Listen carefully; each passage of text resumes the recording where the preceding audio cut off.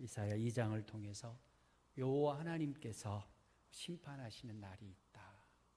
그 날이 되어지면 유다와 예루살렘에 그 심판이 임할 것이다 하는 말씀을 함께 살펴보았습니다.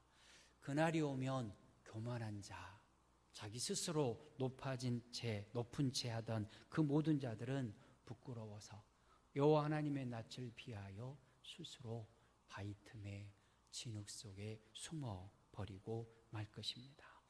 오늘의 말씀은 그렇게 하나님께서 경고하셨음에도 불구하고 여호와 하나님을 의지하지 않고 자기를 의지하고 자기 힘을 자랑하며 자기 뜻대로 살아가는 유다 백성들에게 반드시 심판이 임한다라는 경고의 말씀이 3장부터 4장에까지 이어져 가고 있습니다. 그래서 우리는 2장 마지막 22절 말씀에 다시 한번 귀를 기울여 볼 필요가 있습니다.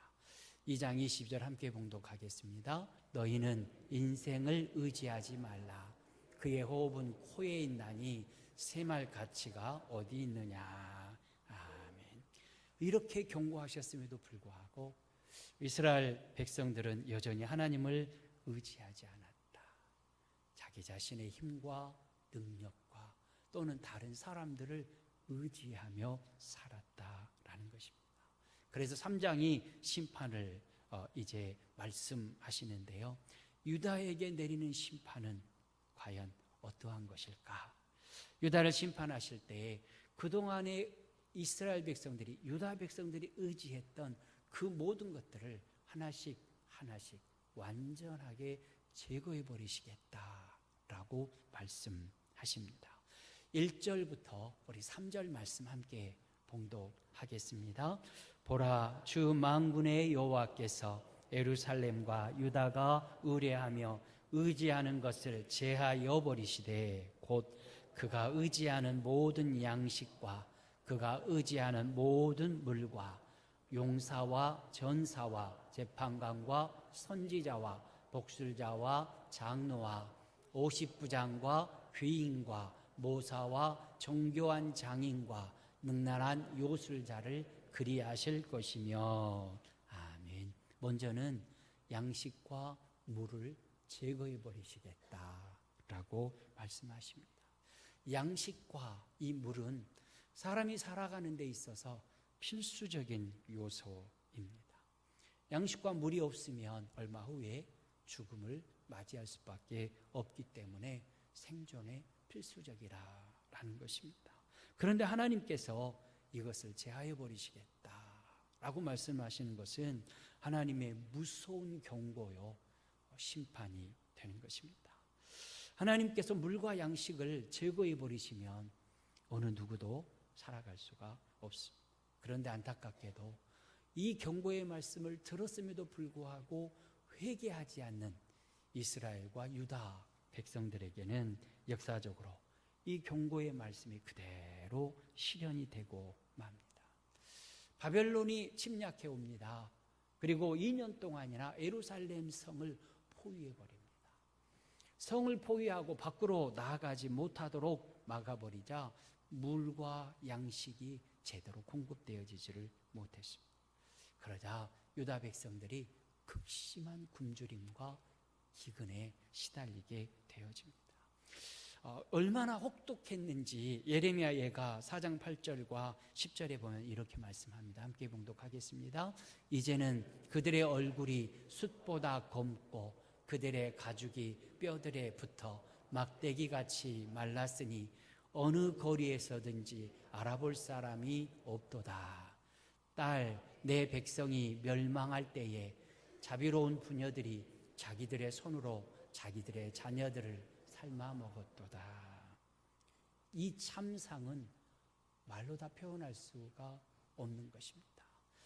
어느 길을 걸어가는데 얼마나 그 몰골이 피골이 상접해 있는지 사람을 알아보지 못할 정도가 되어버렸다. 그러다 보니까 예레미야가 4장 10절에 자비로운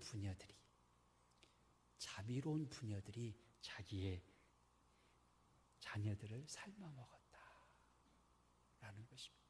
그러니 그곳은 아비 교환이 따로 없는 곳이죠. 전쟁이 있었습니다. 그래서 2년 동안이나 꼼짝없이 성이 포위되어서 나갈 수가 없었습니다. 기근이 들었습니다. 거기에다가 기근이 드니까 비참한 상황에 처해버리고 만 것입니다. 그래서 우리는 기억해야 합니다. 하나님께서 주신 물질을 하나님보다 더 사랑하고 의지해서는 안 된다.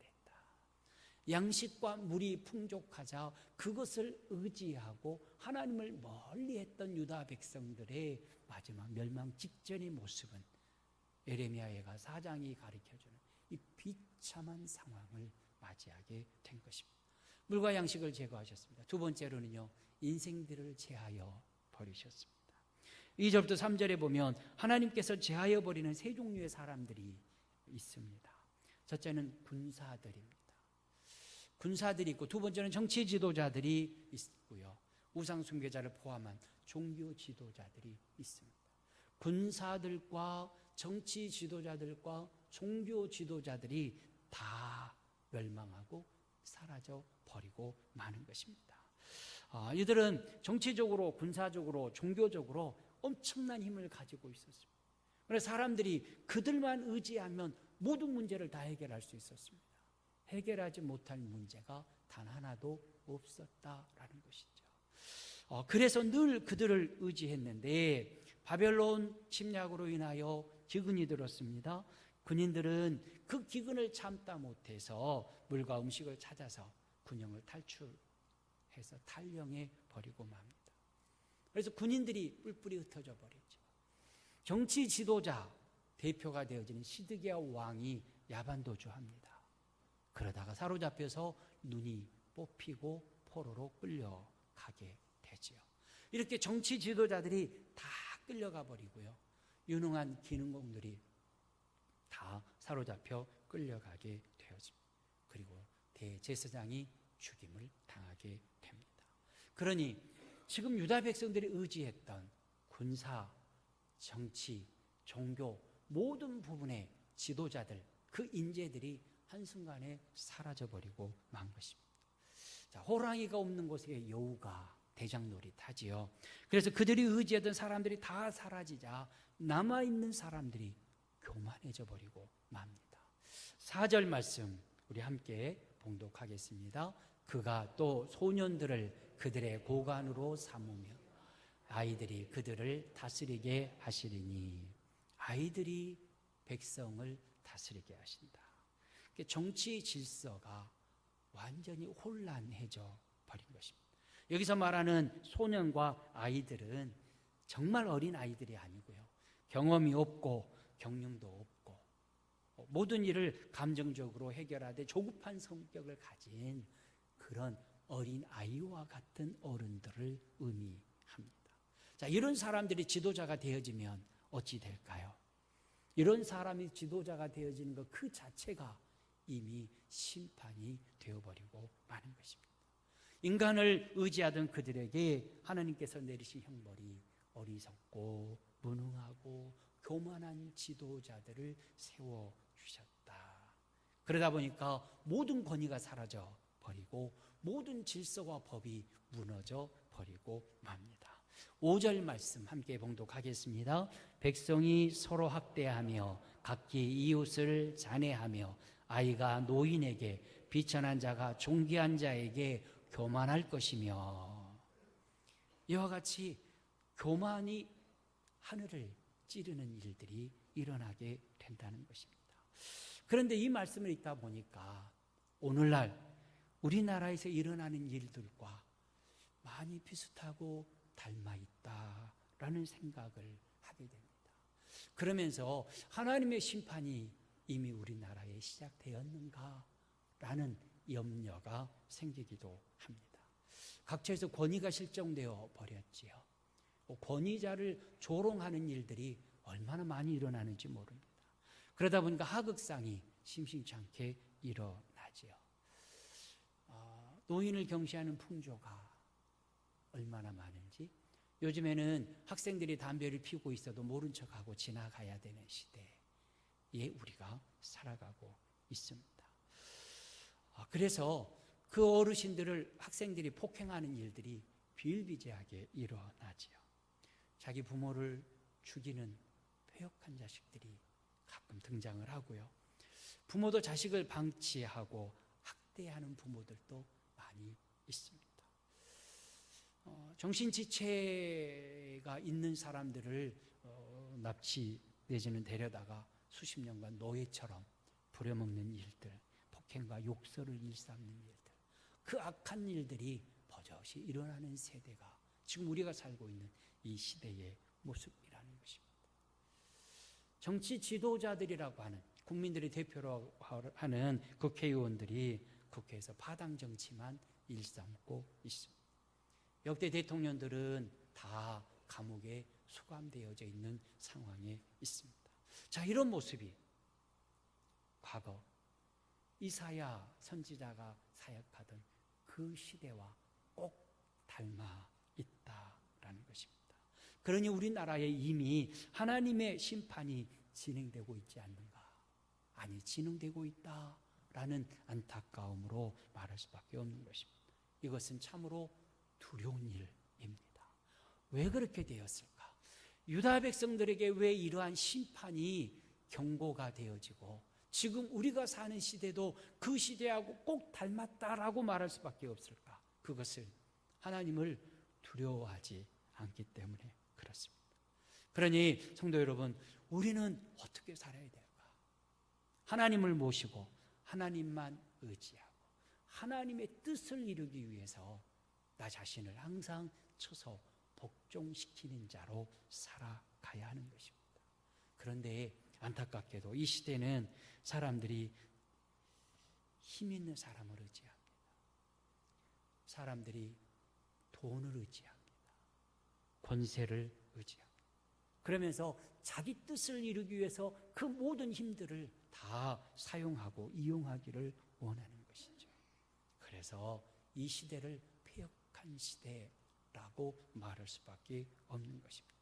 이러한 시대를 살아가는 우리는 기억해야 합니다.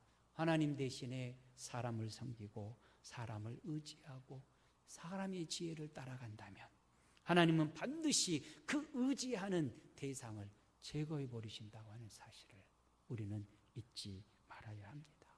그러니 우리는 두렵고 떨린 마음으로 오직 여호와 하나님을 경외하고 하나님만 섬기는 참 신앙으로 우리는 회복해야 합니다.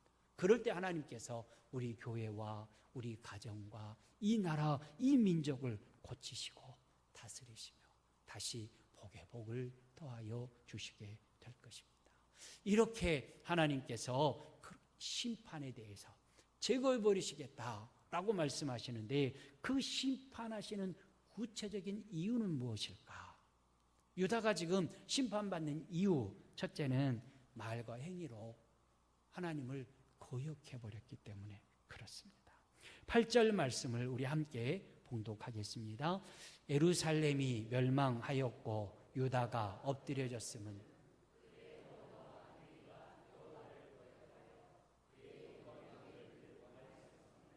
아멘. 언어와 행위가 여호와 하나님을 거역했다라고 말씀합니다. 그것이 심판의 직접적인 원인이라는 것이죠. 이스라엘 백성들은 제사장 나라입니다. 그리고 하나님의 거룩한 백성입니다. 그러면 제사장 나라로서 하나님의 거룩한 백성으로서 그들은 하나님이 기뻐하시는 믿음의 말을 하면서 살아가야 했고요.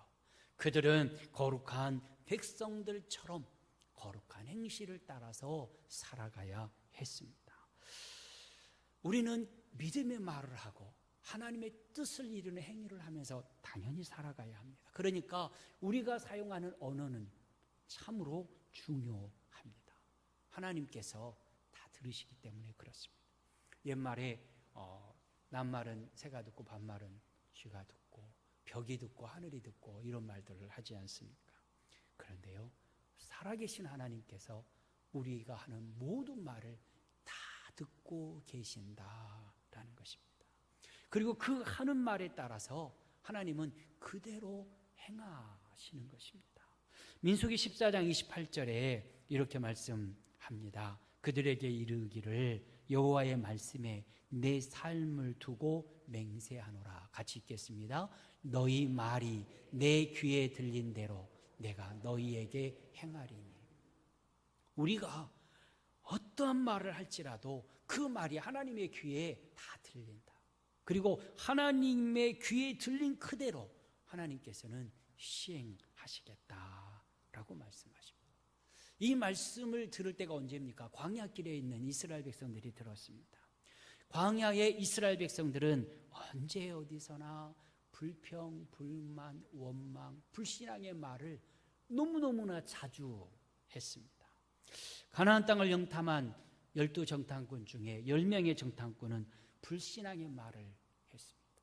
우리는 가면 다 죽습니다. 그들은 거인족입니다. 그들 앞에 내가 가보니까 메뚜기 같습니다. 가면 죽습니다. 라고 부정적인 불신앙의 말을 합니다. 그러자 그로 인하여서 그들은 다 광야에서 죽어 장사 지내지게 되었습니다. 그들의 말이 하나님의 귀에 들린 대로 다 이루어졌다는 것입니다. 40년이 지났습니다. 가나안 땅에 들어가서 저들은 정착하고 그 이후로 나라를 이루며 살아갑니다. 그런데 그들은 계속해서 불신앙의 말을 하고 인간적인 말을 하면서 하나님을 거역하는 행동을 계속해서 했습니다. 그래서 오늘 본문에 심판을 선언하시는 것입니다. 그러니 우리는 우리의 언어, 우리의 행동 조심하고 또 조심해야 되는데 하나님의 뜻을 거역하지 않도록 언제나 하나님의 뜻이 이루어질 수 있는 믿음의 말을 하고 긍정적인 말을 하며 살아가야 된다라는 것입니다. 그렇게 살았던 대표적인 사람이 다윗 왕이었습니다. 다윗 왕은 수많은 어려움을 겪으면서 살았던 사람이었습니다. 그런데 끝까지 하나님 앞에 불신앙의 말은 하지 않고 살아가지요. 힘들고 어려울 때, 너무너무 고통스러워서 원망을 하고 싶을 때에 또는 저주하고 싶을 때 그는 자기 영혼을 책망합니다. 시편 42편 5절 함께 봉독하겠습니다. 내 영혼아 네가 어찌하여 낙심하며 어찌하여 내 속에서 불안해하는가. 너는 하나님께 소망을 두라. 그가 나타나 도우심으로 말미암아 찬송하리로다. 아멘. 그 안에 낙심이 생겼습니다. 불안이 가득 찼습니다. 그러니까 내 영혼아 어찌하여 불안해하고 어찌하여 낙심하며 어찌하여 염려 가운데 있느냐라고 책망합니다. 너의 소망은 하나님께 있다. 하나님께 소망을 두라. 그러니 찬송하라 라고 자기 자신을 향해서 다윗을 명령합니다. 그래서 하나님께서 다윗을 내 마음에 꼭 맞는 사람, 내 마음에 합당한 사람 이렇게 인정해 준 것입니다. 우리들도 어떻게 살아가야 할까요? 감정대로, 내가 내 안에 나타나는 혈기대로 생각하고 말하고 행동할 일이 아니다. 하나님 앞에 기도하고 찬송하며 오히려 내 자신이 하나님을 의지하지 못함을 책망하면서 하나님의 이름을 높여 찬양하며 살아야 된다라는 것입니다. 왜 그렇게 살아야 되냐면 내가 말한 대로, 내가 행동한 대로 하나님께서 그대로 보응해 갚아주시기 때문에 그렇습니다. 그래서 11절 하반절에 이는 그의 손으로 행한 대로 그가 보응을 받을 것임이니라 라고 말씀하십니다. 그래서 우리는 감사의 말, 찬양의 말, 칭찬의 말, 덕이 되는 말, 믿음의 말을 하면서 살아갈 때 하나님께서는 우리를 통해서 영광을 거두십니다. 그러니 말과 행위로 하나님을 거역하는 것이 아니라 하나님을 찬양하는 자로 살아야 된다. 또한 두 번째로 심판받는 구체적인 이유는 약한 자들을 억압하였기 때문에 심판을 받게 된 것입니다. 13절과 14절 말씀 우리 함께 봉독하겠습니다. 여호와께서 변론하러 일어나시며 백성들을 심판하시려고 서시도다. 여호와께서 자기 백성의 장로들과 고관들을 신문하러 오시리니 포도원을 삼킨 자는 너희이며 가난한 자에게서 탈취한 물건이 너희 집에 있도다. 아멘. 지금 이 유다 백성들 이기심과 탐욕으로 가득 차 있습니다. 그래서 자기보다 약한 자들은 억압하고 탄압했고 그들의 물건을 탈취해 버렸습니다. 탈취는 어디에서 하는 것입니까? 전쟁하고 나서 승자가 패자의 자리에서 탈취하지요. 그런데 약한 자들을 억압하고 탈취해 버렸습니다. 그 대표적인 얘기가 북쪽 이스라엘이지만 아합 왕의 모습에서 볼 수 있습니다. 아합 왕이 나봇의 포도원이 갖고 싶었습니다. 포도원의 포도가 너무나 열매가 탐스러웠고 위치가 너무너무 좋아서 나봇의 포도원을 갖고 싶었는데 나봇은 이 포도원은 조상들이 나에게 물려준 유산입니다. 그 말은 하나님께서 우리 조상에게 분배해 주신 땅이요, 그 조상들로부터 계속해서 우리가 유지해 오던 땅이기 때문에 왕이라 할지라도 내어드릴 수 없습니다 라고 거절을 했습니다. 그러자 이 아합 왕은 나봇의 포도원의 포도로 포도주를 만들어 먹고 싶은 탐심 때문에 유산을 지키고자 하는 이 나봇을 모함하고 음모를 꾸며서 죽여버리고 맙니다. 그리고 그 나봇의 포도원을 탈취해 버리지요. 그때 하나님께서 선지자 엘리야를 보내셔서, 엘리야가 아닌데요, 선지자를 보내셔서 책망하십니다. 열왕기상 21장 19절, 너는 그에게 말하여 이르기를 여호와의 말씀이 네가 죽이고 또 빼앗았느냐 하셨다 하고, 네가 죽이고 또 빼앗았느냐. 무슨 말이에요? 나봇의 포도원만 빼앗은 것이 아닙니다. 이전에도 아합 왕이 계속해서 빼앗아 버린 거지요. 그랬는데 이번에도 또 빼앗아 버렸다라는 것입니다. 하나님이 지도자를 세우신 것은 그 권력을 이용해서 가난한 자들, 약한 자들의 것을 탈취하고 그것을 내 것으로 소유하라고 권력을 주신 것은 아닙니다. 오히려 약한 자들을 돕고 보호해 주도록 권세와 권력을 더하여 주셨습니다. 그런데 당시 지도자들은 그 지위를 이용해서 약한 자들의 것을 탈취했는데, 약한 자들을 탈취하는 그들의 모습을 15절에서는 내 백성을 짓밟으며 가난한 자의 얼굴에 맷돌질했다라고 책망하십니다. 하나님은 가난한 자들을 가리켜서 내 백성 이렇게 말씀하십니다. 그리고 그것을 빼앗는 것을 얼굴을 맷돌질하는 것으로 그렇게 표현을 하고 계신 것입니다. 하나님은 가진 자, 똑똑한 자들을 사랑하시는 것이 아닙니다. 그들도 사랑하시지만 하나님은 모든 사람들을 사랑하십니다. 특별히 가난하고 어렵고 고통 속에 살아가는 불쌍한 사람들을 하나님께서는 사랑하십니다. 그런데 그 가난한 사람들에게서 착취하고 빼앗는 자들, 그것을 그 얼굴에 맷돌질하는 죄라고 책망하시는 것입니다. 하나님의 백성들은, 더구나 지도자된 자들은 어려운 사람들을 돌보고 섬기는 일을 열심히 해야 합니다.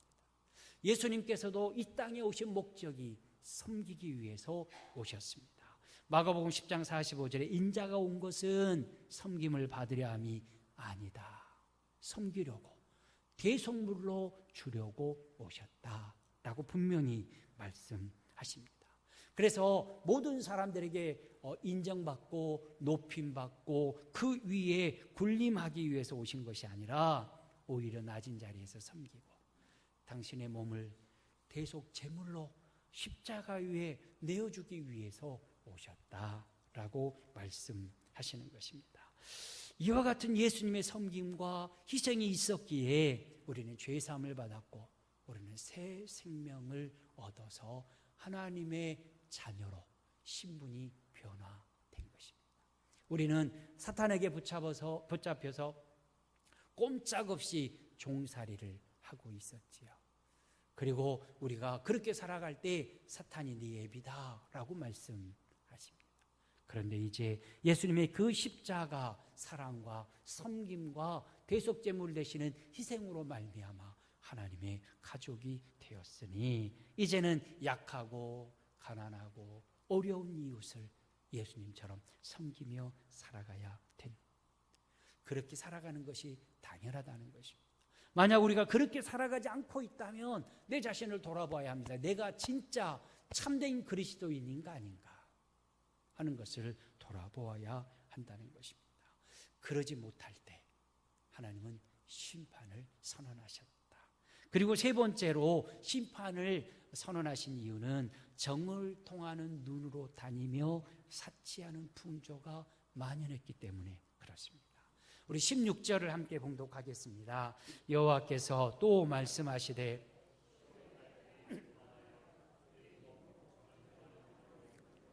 아기작거려 걸으며 발로는 쟁쟁한 소리를 낸다 하시도다. 아멘. 사회적으로 지금 매우 혼란한 상황에 처해 있지요. 그럼에도 불구하고 유다 백성들, 시온의 딸들은 사치 풍조가 가득했다는 것입니다. 먼저는 교만하여 느린 목을 하고 다녔습니다. 딸들이 교만하여 느린 목 다녔다. 느린 목은 목을 딱 올리고 가슴 펴고 교만한 모습으로 걸어 다니더라 라는 것입니다. 교만한 자세 있지요. 또 정을 통하는 눈으로 다니며 아기작거려 걸었다라고 말씀합니다. 정을 통하는 눈, 제가 설명하지 않아도 어떤 것인지 아실 거고요.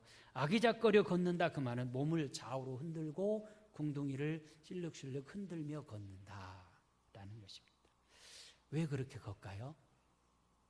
정을 통하는 눈과 함께 연결을 해보면 그렇게 걷는 이유가 금방 나타날 겁니다. 그러니 그 모습은 교태가 섞인 눈빛과 걸음걸이를 가지고 걷는다라는 것입니다. 발로는 쟁쟁한 소리를 낸다 그랬습니다. 발목에 금으로 방울을 만들어서 발목걸이를 하고 다닙니다. 걸을 때마다 방울 소리가 나는 것이죠. 그리고 이어지는 말씀에 보면 장신구가 21개나 됩니다. 한 사람이 머리부터 발끝까지 이 장신구를 다는데 21가지의 장신구를 달고 교만한 모습으로 그렇게 걸어다니면서 사람들을 앞에 서 있다. 그것이 하나님 보시기에는 너무너무나 가증스러운 모습이다라는 것입니다. 그러니 시온의 딸에 대한 이 묘사는 실제 시온의 딸이 그렇게 21가지 장신구를 걸고 이런 모습으로 걸어다니는 사람도 있었겠지만 이 모습은 하나님을 배신하고 이방의 우상을 음란하게 섬기는 백성들의 모습을 이렇게 그려주고 있다라는 것입니다. 그러니 여호와 하나님을 사랑하고 하나님의 말씀 안에 살아가야 할 백성들이 하나님이 아닌 우상을 따라가며 사치하고 하나님의 뜻을 거스리는 자로 살아가고 있었다라는 것입니다.